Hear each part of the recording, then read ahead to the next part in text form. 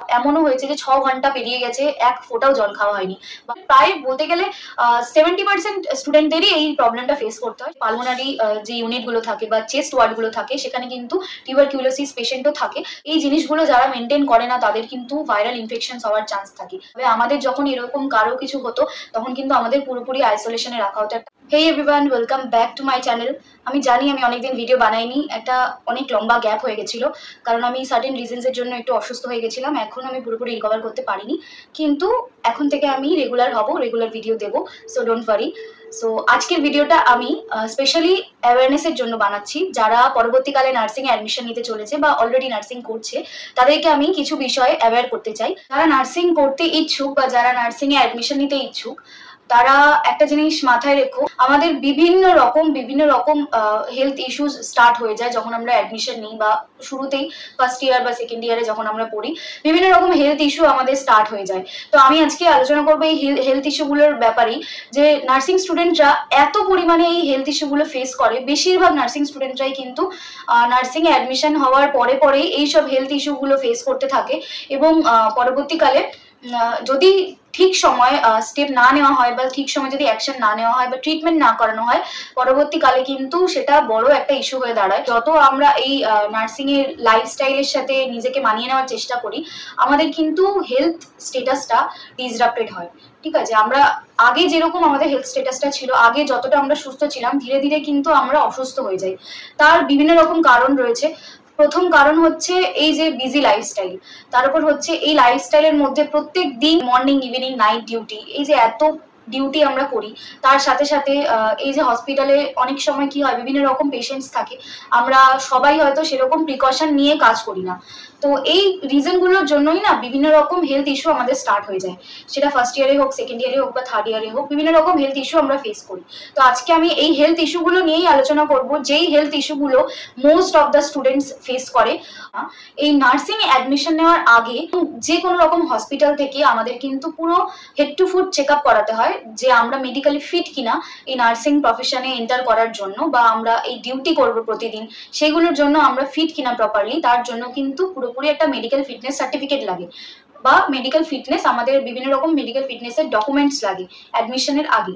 তো এই ডকুমেন্টসগুলো কিন্তু অ্যাডমিশনের আগে আমাদের ফিল আপ করে রাখতে হয় এবং পুরো head to foot check up করতে হয়। বিভিন্ন রকম টেস্টও থাকে, ইউএসজি থাকে, চেস্ট এক্সরে থাকে, তারপর হচ্ছে ইসিজি, বিভিন্ন রকম টেস্ট আমাদেরকে আগে থেকে করিয়ে রাখতে হয়।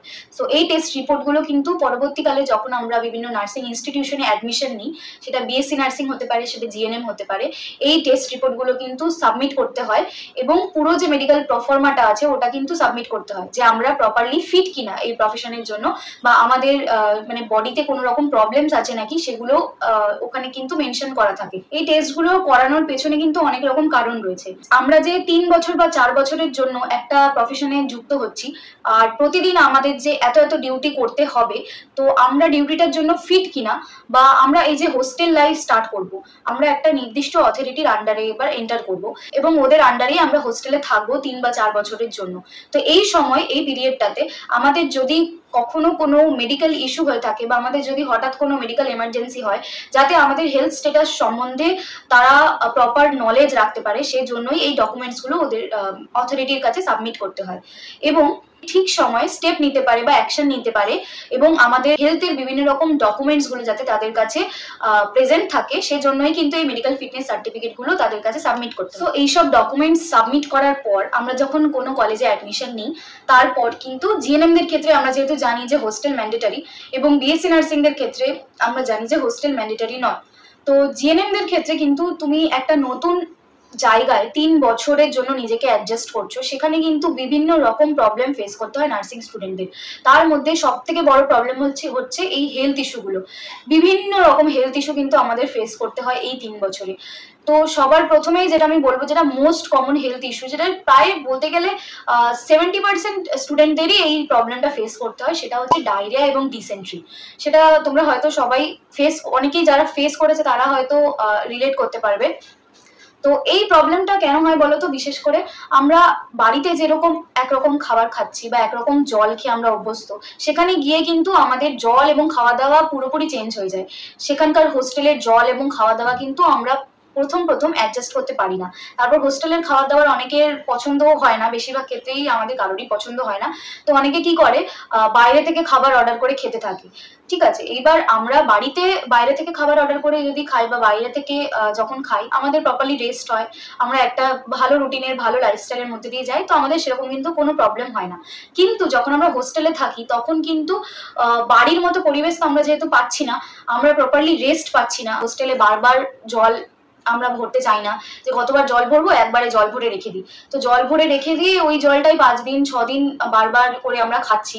তারপর নাইট ডিউটিতে বা বিভিন্ন রকম ডিউটিতে যাওয়ার সময় আমাদের যখন জল শেষ হয়ে যায়, আমরা হসপিটালের বিভিন্ন ওয়ার্ড থেকে জল ভরে নিই।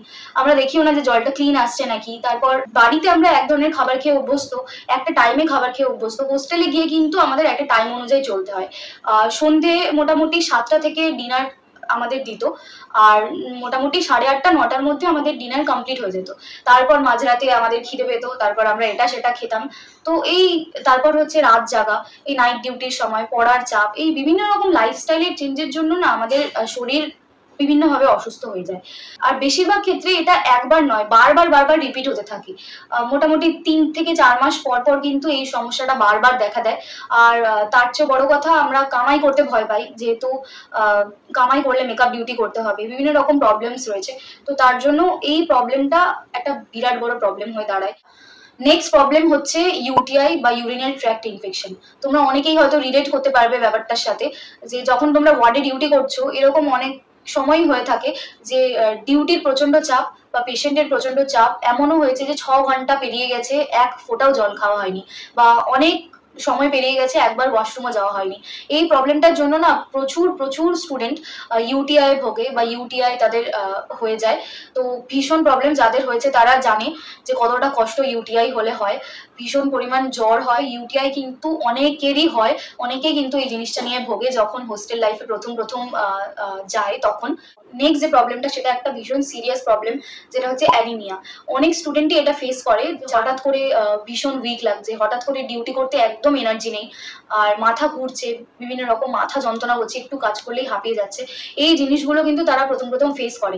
তারপর গিয়ে দেখা যায় হিমোগ্লোবিন টেস্ট করার পর যে হিমোগ্লোবিন অনেকটাই লো।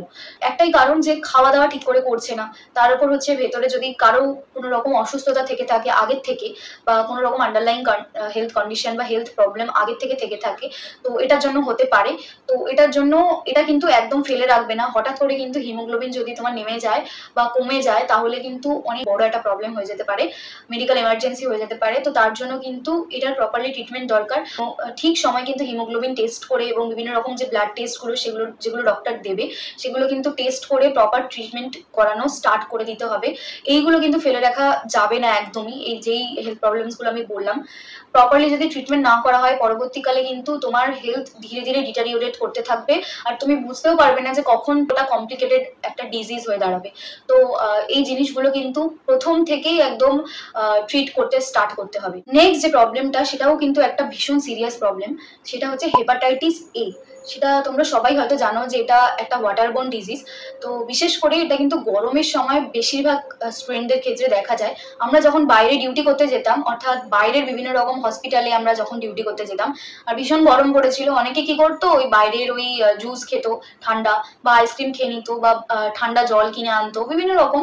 তো আর এছাড়াও হচ্ছে জল ঠিকঠাক পরিষ্কার না হয়, তাহলে কিন্তু সেই জল পরিষ্কার না থাকার জন্য হেপাটাইটিস এ হয়।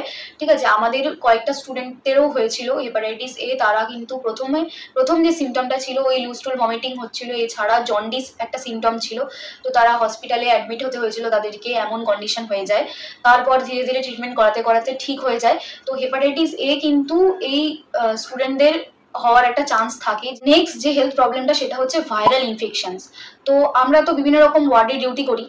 তো অনেক সময় কি হয়, আমরা কিছু স্পেশাল ওয়ার্ডে ডিউটি করি, আর ওয়ার্ডে তো বিভিন্ন রকম পেশেন্টস থাকে, কার কি ইনফেকশন হয়েছে আমরা তো জানি না। তো যখন আমরা ওয়ার্ডে ডিউটি করব, আমাদের কিন্তু প্রিকশন নিয়ে কাজ করতে হয়। যেই ওয়ার্ডগুলো, যেমন হচ্ছে পালমোনারি যে ইউনিটগুলো থাকে বা চেস্ট ওয়ার্ডগুলো থাকে, সেখানে কিন্তু টিউবারকিউলোসিস পেশেন্টও থাকে। তো বিভিন্ন রকম ইনফেকশন বা ভাইরাল ইনফেকশন হওয়ার একটা চান্স থাকে। তো এইসব ওয়ার্ডগুলোতে ডিউটি করার সময় কিন্তু আমাদের প্রপার প্রিকশন মেনে ডিউটি করতে হয়। এই জিনিসগুলো যারা মেনটেন করে না, তাদের কিন্তু ভাইরাল ইনফেকশন হওয়ার চান্স থাকে।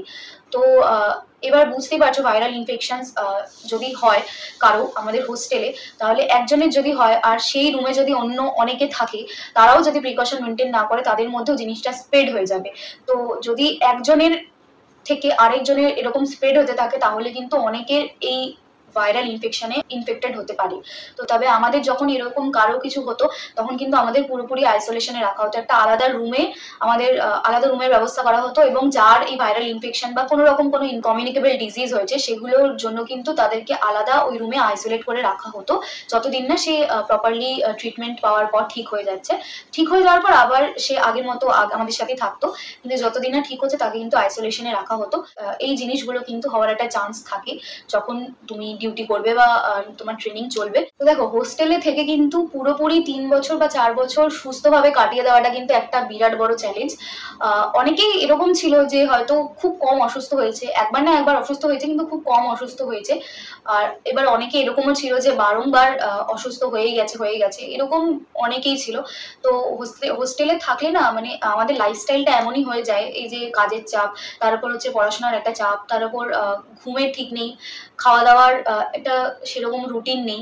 তো কখনো খিদে পাচ্ছে এটা খেয়ে নিচ্ছি, কখনো রাত্রেবেলা মাঝরাতে খিদে পাচ্ছে, কখনো অনেকক্ষণ আমরা না খেয়ে থেকে যাচ্ছি, ব্রেকফাস্ট স্কিপ করছি, লাঞ্চ স্কিপ করছি, ডিউটি চলে যাচ্ছি। তো এই লাইফস্টাইলটার, এমনিই তো লাইফস্টাইল এরকম বিজি, তার উপর যদি আমাদের নিজেদের লাইফস্টাইলই আরো খারাপ হয়ে যায়, তাহলে কিন্তু এই ডিজিজগুলো বা এই যে হেলথ প্রবলেমস গুলো বললাম, এগুলো হওয়ার কিন্তু চান্স থাকে।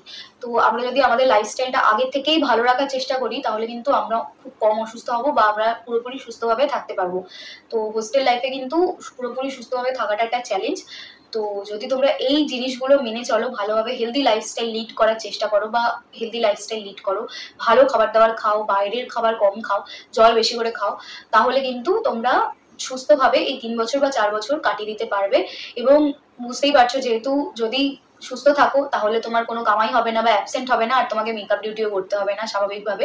ওকে, যদি এই ভিডিওটা ভালো লেগে থাকে, তাহলে অবশ্যই লাইক অ্যান্ড সাবস্ক্রাইব করবে। এবং যারা আমার ফিউচার নার্সেস আছো এবং অলরেডি নার্সিং করছো, তারা কিন্তু এই জিনিসগুলো মাথায় রাখার চেষ্টা করবে এবং একটা হেলদি লাইফস্টাইল লিড করার চেষ্টা করবে। আজকের ভিডিও এতটাই, দেখা হচ্ছে নেক্সট ভিডিওতে।